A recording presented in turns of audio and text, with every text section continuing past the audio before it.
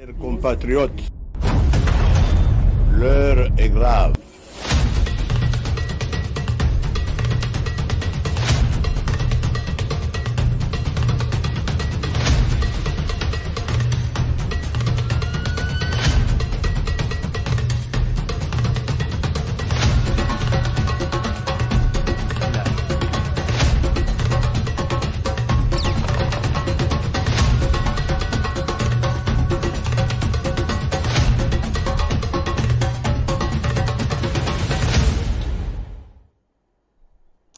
Tout le plaisir est pour moi de vous informer. Madame, Messieurs, bonsoir. Bienvenue à vous dans ce journal. Direction la Chambre basse du Parlement. On parle du ministre de la Justice et garde des Sceaux, Rose Mutombo, c'est son nom, qui a été auditionné par la Commission des droits de l'homme par rapport aux conditions carcérales de prisonniers et certains problèmes qui se posent surtout dans son secteur. Les précisions avec Benimouni. Regardez.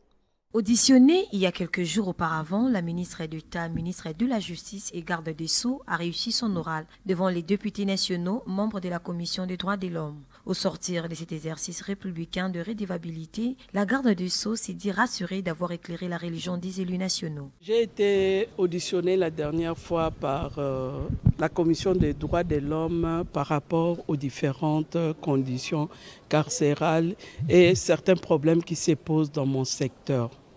Il faut relever par rapport aux conditions carcérales, nous avons un problème sérieux en RDC puisque les différentes prisons existantes datent de l'époque coloniale et que ça n'était pas destiné à la capacité actuelle. C'est pourquoi presque dans toutes nos provinces, il y a surpeuplement. 1, la population a augmenté de taille. 2, les taux de criminalité aussi. Ajouté à cela la pauvreté et il y a plusieurs infractions qui sont commises. Mais cela étant, au niveau du gouvernement, nous avons levé l'option de construire de nouvelles prisons et que les processus sont en cours d'appel d'offres. Cela va nous permettre de désengorger et de ne plus connaître cette situation-là.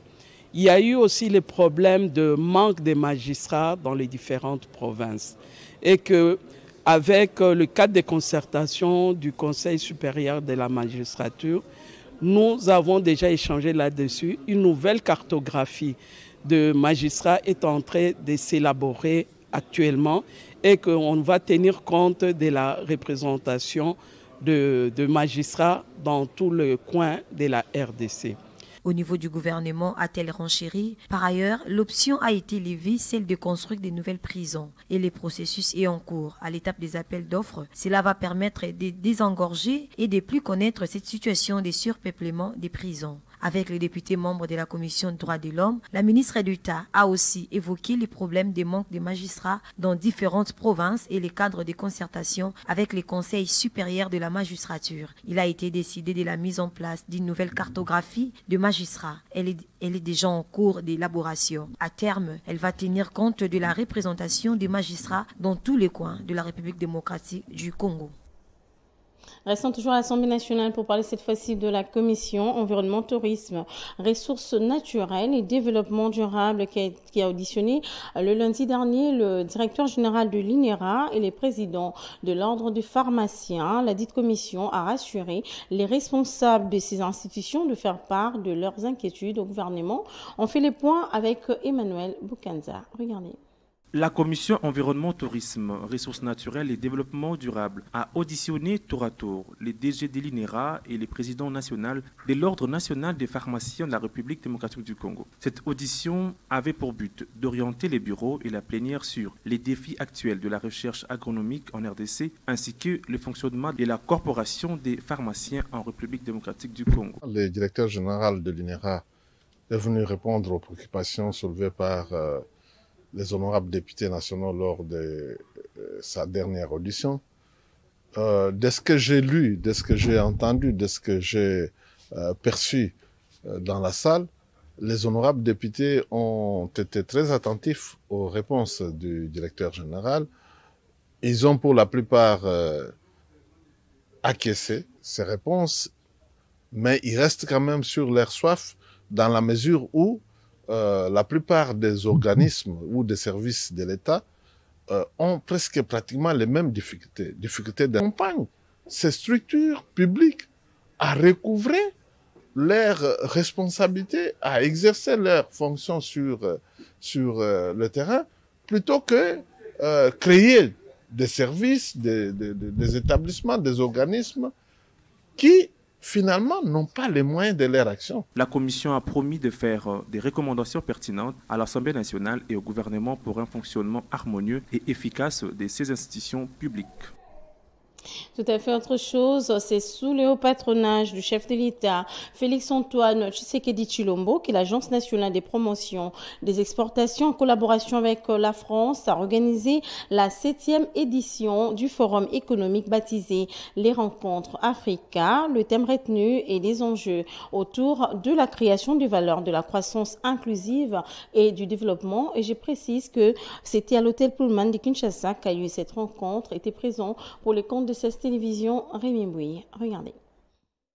La 7e édition du Forum économique baptisé le Rencontre Africa, organisée sous le haut patronage du chef de l'État, prouve son leadership dans l'accompagnement de jeunes entrepreneurs congolais. Ces rencontres sont de manifestations économiques d'un modèle nouveau qui a pour objectif de créer de partenariats entre les entreprises africaines et européennes dans un esprit inclusif et vertueux pour le continent africain. André Ouamesso, directeur du cabinet adjoint du chef de l'État en charge de questions économiques, a dans son mot d'ouverture indiqué que ce thème traduit la vision du chef de l'État qui consiste à promouvoir l'industrialisation au moyen de l'agrotransformation et à développer le chaîne des valeurs agricoles. Et ce cadre s'inscrit dans un objectif de proposer des rencontres entre entreprises africaines et françaises en dehors des cadres établis depuis bien longtemps, et de favoriser les échanges, de multiplier les partenariats et développer des conditions de croissance accélérées et créatrices d'emplois. La République démocratique du Congo est un pays magnifique, faut-il le rappeler, qui renforce d'énormes atouts naturels aussi insoupçonnés qu'attrayants. Elle représente un patrimoine culturel extraordinaire porté par sa population jeune, vigoureuse, travailleuse, qualifiée dans différents secteurs et dont le coût est abordable. Le premier conseiller de l'ambassade de la France en RDC, Didier Larocque, a souligné que ces rencontres permettront aux entrepreneurs français de tisser leurs relations avec leurs homologues congolais. Nul doute que cette manifestation contribue à sensibiliser les groupes français d'investisseurs majeurs d'Afrique rassemblés dans ce comité aux opportunités de la rencontre de la République démocratique du Congo et les mobilise évidemment sur les grands projets en cours. Signalons que le Rencontre Africa est une convention d'affaires entre les entreprises africaines et européennes créée en 2016 dans le but de faire accélérer le développement économique. Et on apprend également que des militaires ougandais sont attendus dans les prochains jours en République démocratique du Congo, toujours dans le cadre de la force régionale de la communauté de l'Afrique de l'Est. Eh bien, cette annonce a été donc faite par l'armée ougandaise. Le précision avec Naomi Mukongo. Regardez. Après l'arrivée de plus de 200 soldats kenyans dans l'est de la République démocratique du Congo, c'est le tour de l'Ouganda d'envoyer ses soldats d'ici la fin de ce mois. Cette annonce a été faite le lundi 21 novembre par les forces de défense populaires de l'Ouganda. Ces contingents ougandais s'ajoutent à ceux du Kenya et du Burundi dans le cadre de la force régionale de la communauté d'Afrique de l'Est afin d'établir la paix dans l'est de la RDC. Notons que les 7 pays de la communauté d'Afrique de l'Est ont convenu en avril de mettre en place une force pour lutter contre les milices de l'est de la RDC. L'Ouganda sera donc le 3e pays à déployer ses troupes. Disons que le déploiement de ces forces armées ougandaises en RDC suscite des réactions. Interrogé, Maître Claude Ngoma, qui est cadre du parti Nouvel Élan, pense que la RDC doit se retirer de cette communauté régionale. Il a dit au micro de Naomi Mukongo. On l'écoute. Pendant que le Kenya vient de déployer ses soldats en RDC dans le cadre de la force régionale pour lutter contre les rebelles, l'Ouganda annonce le déploiement de 1000 hommes pour lutter contre les M23. Interrogé, Maître Claude Ngoma, cadre du parti Nouvel Élan, pense que la force régionale est composée des pays qui en veulent à nos richesses. Cependant, il exige au gouvernement congolais le retrait de la RDC dans l'EAC. Le parti Nouvel Élan, notre position est claire quant à l'intervention de cette force de l'AIC et aussi de l'appartenance du Congo dans cette fameuse communauté qui est l'AIC. Donc c'est une communauté qui n'est pas sincère avec la RDC. Et donc du coup, nous demandons le retrait pur et simple de la RDC dans cette fameuse communauté qui est l'AIC. De deux, les retraits kenyanes, ougandaises dans le cadre de l'AIC. Pourquoi? Parce que même la mission de cette force est floue. Tantôt, le gouvernement ici à Kinshasa, on nous parle que la force vient combattre à hauteur des FARDC, justement en termes logistiques et d'appui de zones militaires. Mais du côté de Kenya, on vous dit clairement que cette force est venue justement pour démobiliser et créer la zone tampon. Donc, déjà au niveau même, du point de vue même de la communication, ça pose problème. Des objectifs différents. Donc, c'est là, nous, Nouvel Élan, nous ne pouvions pas, et donc voilà, soutenir cette approche et soutenir cette démarche. Nous exigeons de la part du gouvernement le retrait pur et simple de notre pays dans cette fameuse communauté de l'AEC, parce que c'est une communauté qui est essentiellement composée par des pays qui sont cités nommément, dont le pillage systématique de nos richesses, de viols de nos mamans, de nos filles, et bref, s'aimer la pagaille, la zizanie et la désolation dans la partie est de notre pays. Notons que les dirigeants de la communauté d'Afrique de l'Est ont, en juin dernier, décidé d'envoyer un contingent de maintien de la paix dans l'Est de la RDC. Le gouvernement congolais a donc accepté à condition qu'aucune troupe rwandaise ne soit intégrée à la force. Cette organisation régionale comprend 7 pays dont le Burundi, le Kenya, la Tanzanie, le Rwanda, la RDC, l'Ouganda et le Sud-Soudan. Disons que l'agression rwandaise continue de faire couler beaucoup d'encre et de salive. Georges Milumbo, acteur politique, propose plutôt un dialogue avec les groupes rebelles du M23, justement pour trouver des solutions à cette crise. Il a dit au micro de Clarisse Leta. Mon conseil serait celui de dialoguer. Donc, ce n'est pas, on n'a pas de choix. Le Congo doit dialoguer, mais seulement il y a une option parallèle, c'est faire nous préparer pendant que ce dialogue soit un outil de passer le temps, pendant que le Congo s'organise, comme la Russie l'a fait, comme la Chine l'a fait sur le plan économique. L'ennemi devant nous est de taille, tout le monde le sait, et nous devons avoir du temps pour nous préparer à l'interne. Et aller comme nous y allons, nous serons obligés de dialoguer étant en genoux, malheureusement. Au-delà, l'autre option, c'est aller dans la décision qu'il a prise, mais cultiver une cohésion, alors une véritable cohésion à l'interne, comme le président Laurent Désiré Kabila l'a fait. Est-ce qu'il a déjà atteint ce niveau de démobilisation? Je ne pense pas. Ce n'est pas que je suis pessimiste, c'est dans le réalisme que j'ai dit, nous devons dialoguer. Et entre-temps, il cherche la cohésion interne. Dans cette cohésion interne, nous nous préparons parce que les Congolais, nous sommes des indisciplinés. Nous sommes plus dans la corruption, les détournements, pendant que ces moyens peuvent être mis à profit pour acheter les équipements militaires et former suffisamment les jeunes. Et finalement, nous pouvons être prêts pour, disons, mener une guerre. Mais dans ces conditions de jouissance et autres, le chef de l'État va se retrouver seul dans son ambition de protéger le pays pendant que les autres sont dans la jouissance. Et dans l'impréparation, nous risquons d'amener notre président de la République de dialoguer étant à genoux. Parce que le dialogue, ce sera la finalité. Oui, nous n'avons que le seul pays qui est le Congo. Au-delà de divergences, nous devons être unis dans cette diversité.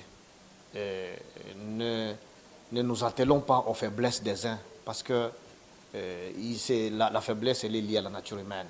Nous devons nous unir autour du chef de l'État, autour surtout de notre armée, et que les jeunes se mobilisent, surtout que nous puissions faire, si le président de la République a dit que nous soyons vigilants, moi j'appelle à l'autodéfense. Parlons éducation dans ce journal, directeur des différentes universités, directeurs généraux des institutions d'enseignement supérieur et universitaire de la République démocratique du Congo ont participé pendant 2 jours à l'hôtel Léon de Kinshasa, un atelier de formation, de renforcement de capacités en collaboration avec l'Agence d'assurance nationale de la qualité. Grâce Kabissa pour plus de précisions. Le ministre de l'Enseignement supérieur et universitaire, Mouindo Nzangi, a présidé la cérémonie solennelle d'ouverture des travaux de l'atelier des renforcements de capacités en assurance qualité des responsables des établissements supérieurs. Au sortir de cet atelier, les ministres s'est exprimé en ces termes. Nous sommes engagés dans une grande réforme. Et cette réforme vise la qualité. Et l'Agence nationale d'assurance qualité, c'est cette agence qui doit faire le monitoring de cette qualité, qui doit faire l'évaluation et qui doit rappeler à tout moment les établissements comment ils doivent gérer autrement, comment ils doivent enseigner autrement, comment ils doivent évaluer autrement et comment ils doivent s'auto-évaluer eux-mêmes pour assurer la qualité de l'enseignement au sein de nos établissements. Et ici, nous sommes très heureux, nous bénéficions de l'appui de l'AIF et aujourd'hui, c'est encore une fois l'AIF qui vient nous aider à accompagner l'Agence nationale d'assurance qualité pour cet atelier de renforcement des capacités des acteurs qui sont chargés de pouvoir faire le suivi de cette assurance qualité au sein de nos établissements. Nous sommes très heureux de voir que les chefs d'établissement, presque tous, ont répondu à l'appel et donc ce n'est que le début. Cette formation va continuer, que ce soit dans le cadre du LMD, dans le cadre de l'assurance qualité, dans le cadre de renforcement de capacités et de compréhension des maquettes de formation. Nous allons continuer des formations à cascade et nous allons compter encore une fois sur l'AIF et toutes les autres agences qui sont nos partenaires dans le cadre de la mise en œuvre de ces grandes réformes qui ne visent que la qualité de l'enseignement supérieur et universitaire. La directrice régionale Afrique centrale et Grand Lac de l'Association des universités francophones, le professeur Assitou, salue les dynamismes des établissements de l'ESU de l'RDC dans la région d'Afrique pour piloter les questions d'assurance qualité. Nous remercions Monsieur le ministre de l'Enseignement supérieur de la RDC d'être avec nous aujourd'hui parce que nous sommes vraiment en accompagnement. L'assurance qualité, c'est d'abord quelque chose qui se génère à l'intérieur d'un pays parce qu'il y a des réalités que le pays doit regarder en face et lui-même mettre en œuvre. Donc ce que l'AUF attend, c'est que la RDC soit un peu pilote pour nous dans la région Afrique centrale sur les questions essentielles de l'assurance qualité parce que c'est un grand pays francophone, c'est un pays qui a un nombre important d'universités et tout ce qui va réussir en RDC pour nous est un signe que nous pouvons le faire aussi dans d'autres pays de notre région. Signalons que cette formation est organisée par l'Agence universitaire de la francophonie et l'Agence nationale d'assurance qualité de l'enseignement supérieur et universitaire en collaboration avec les réseaux africains francophones des agences nationales d'assurance qualité. Et l'Église du Christ au Congo à travers son représentant légal, le pasteur André Bokundoa, a signé ce lundi 21 novembre 2022 la nouvelle convention scolaire avec l'État congolais représenté par le ministre Tony Mwaba Kazadi. Jessica Koulou. Le ministre de l'enseignement primaire, secondaire et technique prend une autre allure. Après les 3 premières vagues des signatures, c'est le tour de l'Église du Christ au Congo, représenté par le révérend docteur André Gédéon Bokundoa, président national et représentant légal, de signer la nouvelle convention de partenariat qui le lie à l'État congolais, représenté par le professeur Tony Mwaba Kazadi, ministre de l'EPST et les confessions religieuses dans la gestion des établissements scolaires. Le premier à prendre la parole, le révérend docteur André Gédéon Bokundoa, a béni l'Éternel pour cette cérémonie. C'est donc avec raison que l'État congolais, pouvoir organisateur de l'enseignement, a trouvé en nous un partenaire de taille et a décidé de signer la convention de gestion des écoles nationales avec notre Église. Au moment où nous nous apprêtons à signer cette nouvelle convention, voudrions-nous vous inviter, par voie de circulaire, de clarifier l'interprétation de ces articles. Nous vous prions aussi de clarifier la notion d'antivaleur qui pose beaucoup de problèmes en province et de déterminer l'étendue du pouvoir des prophètes, sous-prophètes, IPP et d'IPROSEC. En outre, le patron de l'EPST, Tony Mwaba Kazadi, a rappelé le contexte de la signature de la Convention du 26 février 1977 qui a beaucoup évolué. Aujourd'hui, c'est juste la signature pour donner finalement vie à cette nouvelle convention. Bien évidemment, après la signature, je crois que à partir du mois de janvier, nous allons organiser les missions de vulgarisation. Ça serait également une occasion de clarifier aussi un certain nombre de choses en termes d'abus, en termes d'antivaleurs. Parce que tout ce qui va à l'encontre des normes qui régissent notre sous-secteur, que ce soit dans l'interprétation, dans l'application, ce sont des antivaleurs dont nous avons reçu mission de combattre aussi, à côté de la mission de consolider et de pérenniser la gratuité.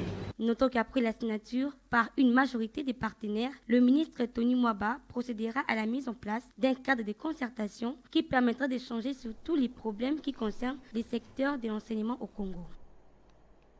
Parlons santé dans ce journal, le dentiste Massomo Kinavouidi Guilor invite la population congolaise à une bonne hygiène bucco-dentaire justement pour éviter des maladies dentaires. Jessica Koulou pour plus de précisions. La carie dentaire est une maladie infectieuse qui détruit les tissus durs de la dent. La cavité se forme dans la dent, puis cette infection se propage en profondeur des tissus. Interrogé les dentistes Massono Kinavouidi Guilor pense qu'une bonne hygiène bucco-dentaire permet d'éviter certaines maladies dentaires. Normalement, pour éviter la carie dentaire, il faut opter une bonne hygiène bucco-dentaire régulière et puis éviter des aliments cariogènes tels que les bonbons, les biscuits, les chocolats. Donc, il faut aussi voir en consultation un médecin dentiste pour un check-up. Donc si vous faites ça, vous allez éviter les caries dentaires. À la question de savoir les conséquences qui en découlent, le docteur Massono explique. Actuellement, les personnes viennent souvent en retard. Hein. Déjà, la carie dentaire s'est installée, il y a des dégonflements, des douleurs atroces. Là, normalement, il y a des techniques qu'on fait. On pourrait même faire l'extraction dentaire car il y a déjà l'infection, c'est déjà au niveau des périapicales. Là, on peut faire l'extraction dentaire. Mais il est conseillé de garder à tout prix la dent. Donc, si vous venez au cabinet, vous allez voir. Donc, on va normalement diagnostiquer si la carie est au niveau de l'émail. Là, on va faire un traitement complet. On peut plomber. Si la carie est au niveau de la dentine, là, on peut faire un traitement déo. On peut mettre les ciments de cavité et puis on peut plomber par un amalgame ou bien les composites. Mais si la carie est au niveau de la pipe, là, normalement, il faut faire d'abord la radio, voir les degrés de la teinte pipaire et puis faire un traitement qu'on dit un traitement endodontique. Notons que la santé bucco-dentaire joue un rôle primordial dans la vie sociale des êtres humains. Restons toujours dans le même chapitre pour parler cette fois-ci de l'épilepsie qui est une affection chronique du cerveau qui touche 50 millions de personnes dans le monde. Le docteur Amissi revient sur les modes de traitement de cette maladie. Précision avec Benimouni. Regardez. L'épilepsie, c'est une maladie neurologique chronique caractérisée par la répétition au moyen ou au long terme des crises d'épilepsie. En fait, tout le monde n'est pas épileptique, là il faut le souligner. Ce n'est pas parce qu'on a fait une crise une seule fois qu'on peut dire que cette personne est épileptique. Pour parler d'une personne épileptique, il faut au moins qu'il y ait les caractères répétitifs de ces crises, c'est-à-dire 2 ou plusieurs crises dans un intervalle de 5 ans. Alors il n'y a pas d'agent causal comme tel. L'épilepsie n'est pas une maladie infectieuse, n'est pas une maladie virale ou n'est pas une maladie mystérieuse comme la plupart des gens le pensent. L'épilepsie, c'est une maladie qui a 2 types de causes. D'une part, nous avons les causes qui sont dites à présumé génétique, qui donnent l'épilepsie qu'on appelle l'épilepsie idiopathique. Et de l'autre partie, nous avons les causes structurelles ou symptomatiques. Là, il y a une pathologie qui cache ou qui se révèle par des crises d'épilepsie, telles que les causes médicamenteuses, la prise de certains médicaments comme les antidépresseurs. Il y a des causes vasculaires comme l'AVC. Il y a des causes infectieuses comme la méningite ou la méningoencéphalite. En fait, toutes ces maladies vont conduire à ce que le patient ou la patiente puisse présenter des crises d'épilepsie. L'épilepsie peut être guérissable, mais là, ça dépend de l'âge de début, parce qu'il y a souvent deux types d'évolution. Lorsque l'épilepsie commence dès le bas âge, on peut assister à une guérison spontanée. C'est ce qu'on va appeler épilepsie âge dépendant. Il y a des personnes dans leur enfance, ils ont présenté des crises d'épilepsie, mais en grandissant à l'âge d'adolescence, à la puberté, voire même à l'âge adulte, ils n'ont plus présenté des crises d'épilepsie. Là, on dira que c'est une épilepsie âge dépendant ou épilepsie résolue ou encore épilepsie guérie.